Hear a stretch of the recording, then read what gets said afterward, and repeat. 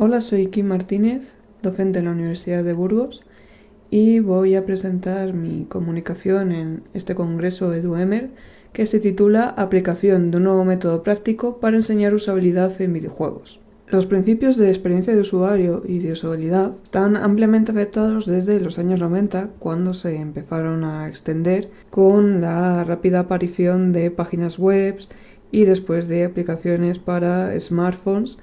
Y estos eran necesarios ya no solo para aplicaciones en las que hay una gestión económica, eso tiene unos beneficios, sino también para plataformas educativas, herramientas colaborativas y cualquier tipo de servicio digital. Sin embargo, en el ámbito del diseño de videojuegos, la usabilidad y la experiencia de usuario no es algo que tomó importancia hasta la Game Developers Conference del 2017, con lo cual solo en estos últimos años es un ámbito al que se le está empezando a dar la importancia que requiere.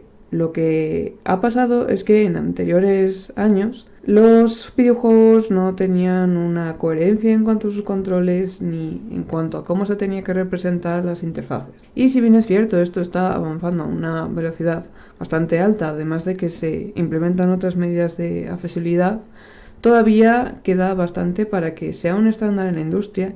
Y ya no solo eso, sino que no hay un estándar de cómo se debería enseñar este aprendizaje. Este trabajo se centra en una experiencia docente desarrollada en la Universidad de Burgos en el grado en diseño de videojuegos, en una asignatura dedicada al aprendizaje de la usabilidad y la jugabilidad en videojuegos. El objetivo inicial es que el alumnado adquiriese los conocimientos teóricos sobre la usabilidad y sobre todo cuáles son sus heurísticas, así como aplicarlo al diseño y el desarrollo de una buena experiencia de usuario.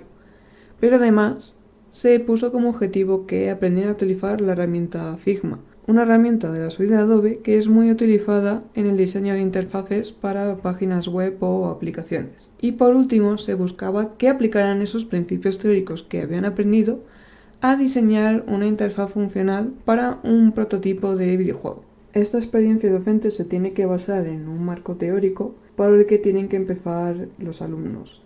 Primero es necesario que comprendan por qué la experiencia de usuario y la usabilidad son importantes, sobre todo de cara a mejorar su competitividad en la industria.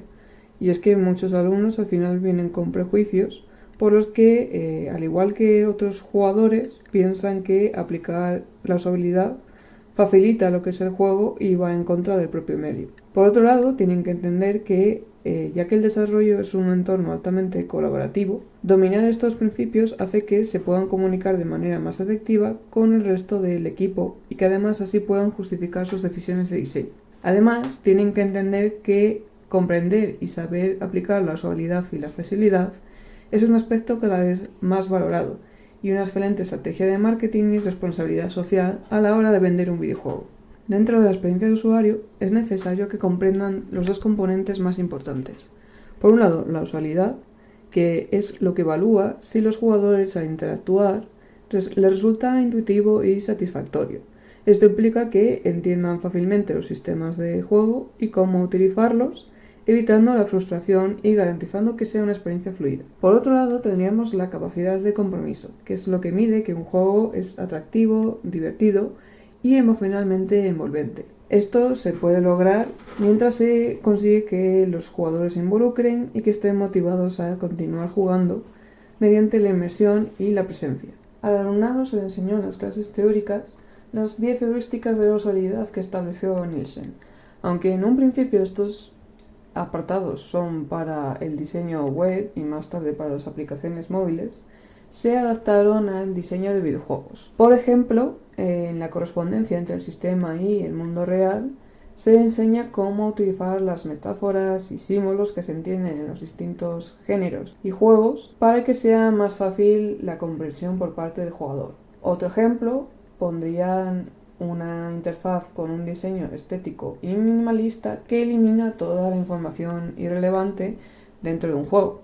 Por otro lado, es necesario que aprendan a desarrollar una guía de estilo para la interfaz. En esta guía se tendría que establecer qué colores se van a utilizar en todos los elementos de la interfaz, esto incluyendo los menús, cómo se van a combinar, cómo se van a organizar todos los botones y los elementos que dan información para hacerla entendible y que todo tenga un peso distinto, cómo elegir una tipografía que sea legible pero que también sirva para la narrativa y la jugabilidad, y por último, saber utilizar las leyes de la Gestalt para elegir esta composición de la forma más adecuada.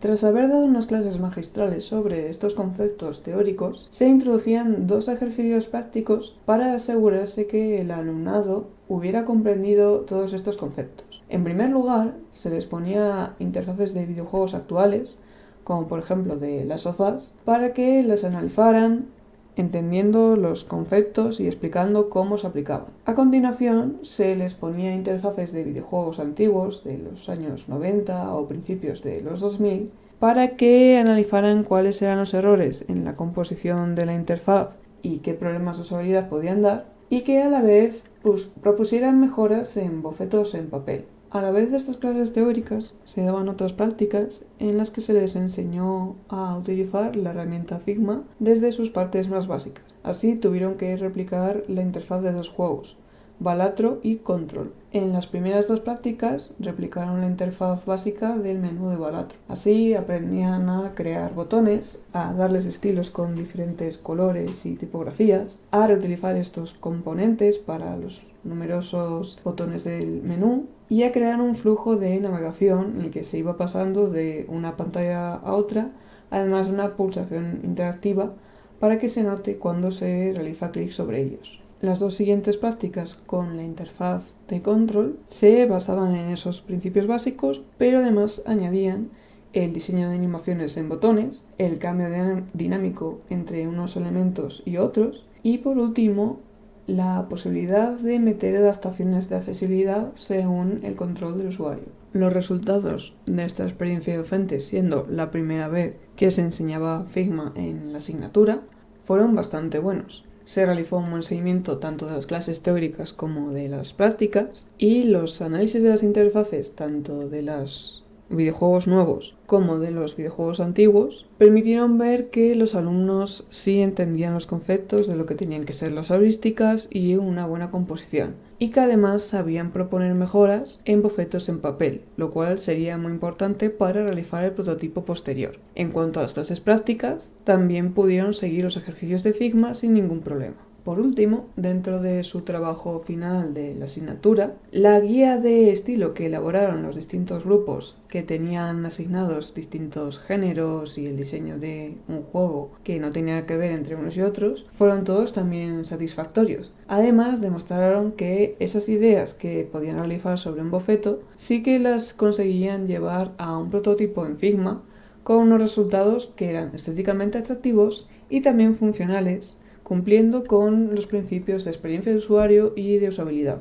Como conclusión de este trabajo, se puede determinar que esta metodología desarrollada ha sido útil para el aprendizaje y la aplicación de la usabilidad en videojuegos. Visto los resultados de la mayoría de alumnos, todos han sido bastante positivos y han demostrado que han sabido aplicar sus conocimientos teóricos a un prototipo práctico. Además, también se ha visto que Figma es una herramienta bastante accesible para comenzar en el diseño de interfaces, sobre todo teniendo en cuenta que es un alumnado de 4º curso y que ya han utilizado anteriormente herramientas parecidas de la suite de Adobe, y por lo tanto esto solo era una más y podía ser fácil. Además, se espera que con este aprendizaje básico se puedan sentar las bases para un desarrollo autónomo del alumnado una vez que hayan terminado sus estudios y salgan al mercado laboral.